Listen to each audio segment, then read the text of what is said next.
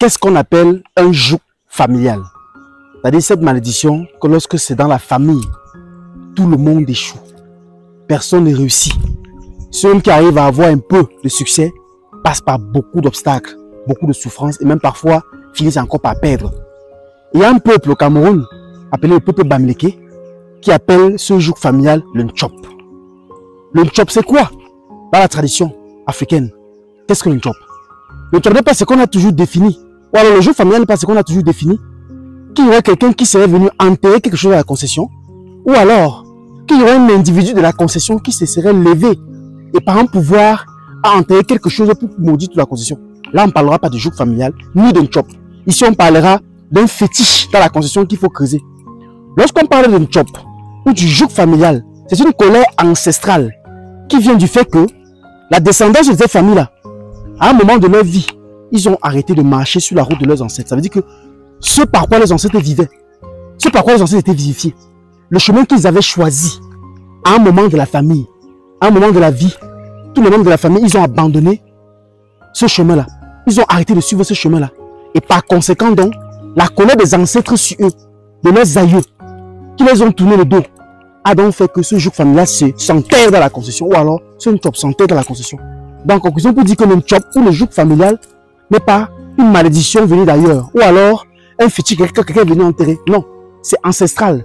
C'est une colère de vos ancêtres des aïeux qui, lorsque vous avez dérouté le chemin, cela se retrouve enterré dans la concession pour vous bloquer. Mais la question est, pourquoi est-ce que nos propres ancêtres nous auraient créé et nous bloquer encore, même si on marche pas sur le chemin? En fait, c'est pourquoi vous revenez dans la concession, creusez ça. Et ce que les gens ne vous disent pas, beaucoup de traitants, beaucoup de voyants, beaucoup de soi-disant spiritualistes, je les vois sont partis les concessions, creuser d'un Nchop avec 2 personnes, avec 3 personnes, même avec 1 personne. Mais c'est faux. Pourquoi? Parce qu'un Nchop ou un joug familial, c'est quoi? Lorsque cela a déjà été enterré, le but des ancêtres, c'est quoi? C'est qu'ils ne veulent pas vous faire du mal. Mais ils veulent que vous compreniez en fait que vous avez choisi un chemin qui ne les intéresse pas, un chemin qu'eux ils n'aiment pas, qu'ils n'apprécient pas, qu'ils n'acceptent pas. Et qui est surtout un chemin qui va pas perpétuer la transgénération ou alors la sagesse africaine, ou alors même leur culture, ou alors leurs valeurs qu'ils portaient. C'est pour ça qu'ils font ça pour vous bloquer, pour vous pousser à revenir vers la concession. Le but ultime de ce Nchop-là peut arriver parfois jusqu'à causer des dégâts. Il peut y avoir des accidents, il peut y avoir des morts tragiques. Hein? Parce que lorsqu'un Nchop dure déjà tout dans la concession, à moi, ça peut commencer à causer des morts tragiques dans la famille. Jusqu'à ce que vous commencez à comprendre qu'en fait, il y a une colère qui se passe. Je prends l'exemple simple. Une famille qui peut-être vivait dans la tradition. Une famille spirituelle qui vient de la tradition. Ton grand-père était traditionnaliste, ton grand-père était traditionnel, ta grand-mère était traditionnaliste. Tout ton peuple exécutait ce qu'on appelle la tradition. Maintenant, vous vous levez aujourd'hui. Vous bannissez la tradition, par exemple. Vous suivez peut-être la religion, je ne sais quoi.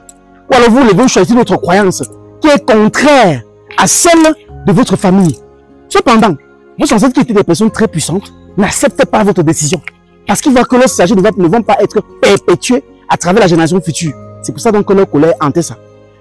Comment donc est-ce qu'on brise le joug familial? Je tiens ici à notifier que le joug familial n'est pas seulement une affaire de Bamileke ou de ceci. C'est pour tous les Africains. Le joug familial existe. Les gens pensent qu'il n'y a que chez les Bamileke qu'on creuse le Nchop. Non, non. Ailleurs, c'est appelé joug familial. C'est qu'on appelle un Nchop. C'est qu'on appelle un Nchop. Dans les Bamileke appellent Nchop. Ailleurs, on appelle joug familial. Et c'est un joug qui se trouve dans toutes les familles aujourd'hui. Ça peut se trouver dans n'importe quelle race d'ennemis. Que ce soit Bassa, que ce soit du centre, du sud, de l'est à l'ouest, que ce soit n'importe quelle race. Vous pouvez être victime d'un joug familial. Comment se manifeste le joug familial? Comme j'ai expliqué. Lorsque tu observes la famille, tu vois qu'en fait, personne n'est en train de réussir. Tout est compliqué chez tout le monde. Et ça fait qu'à un moment, même ceux qui essayent de pouvoir s'en sortir se retrouvent toujours à perdre, à recommencer à zéro. Ça peut être un joug familial. Comment donc est-ce qu'on détruit ce joug familial et comment est-ce qu'on creuse le Nchop dans une concession? Il faut que le voyant ou le traitant qui vient faire cela ait la contribution de tous les membres de la famille. Chacun va donner au moins c'est 5 francs CFA. Mais il faut que chacun puisse cotiser. Quand je parle de chacun, je ne parle pas des petits enfants. Je parle des gens qui sont déjà adultes. Ceux qui ont déjà plus de 9 ans. Chacun devrait déposer 1 centime de quelque chose pour contribuer à ça. Mais la question est, pourquoi est-ce qu'il est nécessaire que tout le monde cotise? Parce qu'on veut que l'union revienne dans la famille. Le but des ancêtres d'enterrer ça, c'est que vous allez pouvoir créer quelque chose qui va créer une synergie. Il va créer une réunion, qui va créer une entente. De fait de sorte que, en déterrant ça, que la paix revienne, que vous comprenez la raison qu'en fait les ancêtres étaient fâchés et que le fait qu'on avait tous cotisé pour investir dessus, ça fait que cela marche. Et ça vous ouvre aussi maintenant à vous les portes. Donc si quelqu'un t'amène dans une concession, creuser un job ou un jour familial, alors que tout le monde n'a pas contribué, alors que tout le monde n'a pas participé à ça, ça ne va pas marcher. Ça ne va pas marcher.